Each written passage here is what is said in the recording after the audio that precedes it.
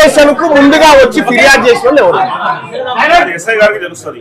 SI గారు ఇప్పుడు జీడీ ప్రకారం ఒకటి పిలిపించండి పిలిపించండి.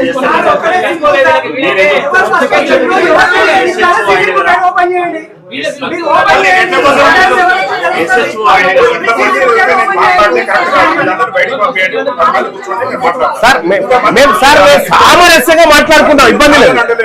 ఇగో నేనే చెప్తా ఇగో ఆగండి ఇగో మనం ఏదైనా ఉంటే చట్టం ఆగండి. డిఎస్పీ గారు నేను చెప్తున్నాం కదా, మా వాళ్ళకి చెప్తున్నాను కదా, అందరూ దయచేసి సైలెంట్ గా ఉండండి.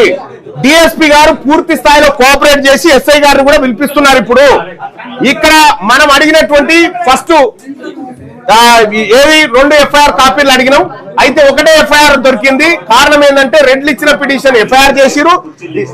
ఇది కుర్చీలు వేసినాయి అంటారా కింద పెట్టుకుని మళ్ళీ ఏందో బాధ. Sir DSP sir